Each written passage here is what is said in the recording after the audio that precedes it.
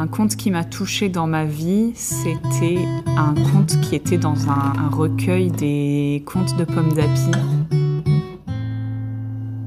Il était une fois les contes. Les contes, comme leur nom l'indique, se racontent. Ou plutôt, ils se racontaient. Quand il n'y avait pas de télévision ni radio, quand tout le monde ne savait pas lire et qu'il n'y avait pas de livres partout.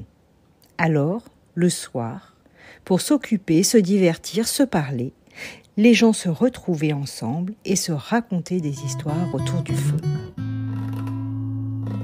Conte à rebours. Émilie raconte son conte. C'était un conte qui s'appelait La Caca Sélénée. C'était l'histoire d'une petite fille qui avait une sorcière qui vivait dans sa chambre, qu'elle appelait la Caca Sélénée. Elle n'arrêtait pas de faire des bêtises et de faire en sorte que la petite fille se fasse accuser par ses parents. Je me rappelle surtout je pense que c'est le mot qui me plaisait à l'époque. Et du coup, il est resté avec moi jusqu'à maintenant. Il faisait un peu peur.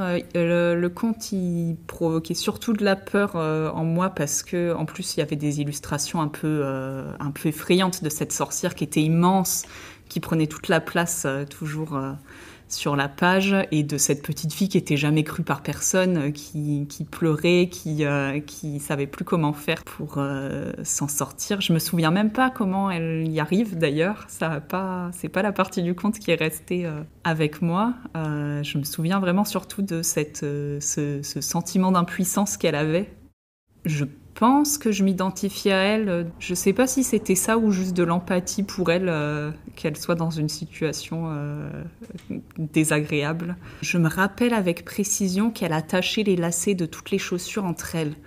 Et elle faisait des chaînes comme ça de chaussures avec les chaussures des parents qui du coup, supportaient pas de devoir à chaque fois redétacher les lacets. C'est un peu étrange, un peu absurde.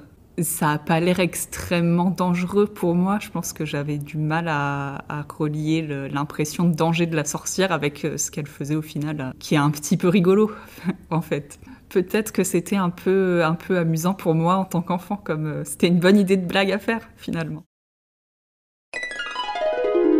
La sorcière est un personnage mythique dans la littérature de jeunesse.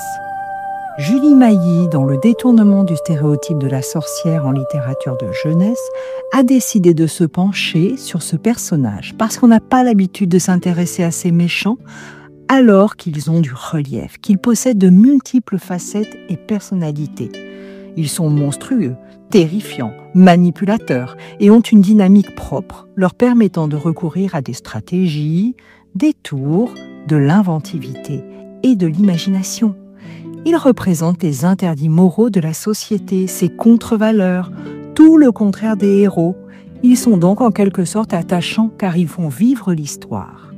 Mais l'archétype traditionnel de la sorcière s'est modifié au fil du temps. Désormais, la sorcière peut faire rire grâce à l'humour ou la parodie, ce qui permet de combattre les peurs des enfants. Maintenant que je suis adulte et que je peux l'examiner avec mes yeux d'adulte, en fait, je comprends la métaphore de l'enfant qui a besoin qu'on accuse quelque chose d'autre que lui, ou de l'enfant qui a besoin de gérer une envie de faire des choses pas bien et qui a besoin de le dissocier de lui-même. Dans son ouvrage « Perspective psychanalytique de contes de fées », la psychologue Karina Koulakoglu dit « Ce qui est intéressant, c'est le constat que la figure de la sorcière représente plus fréquemment des aspects de l'enfant que des parents. Les enfants projettent à la sorcière des désirs. » J'ai un peu de tendresse plutôt pour la petite fille maintenant que je suis adulte. Voilà, Conte à rebours, c'est terminé pour aujourd'hui.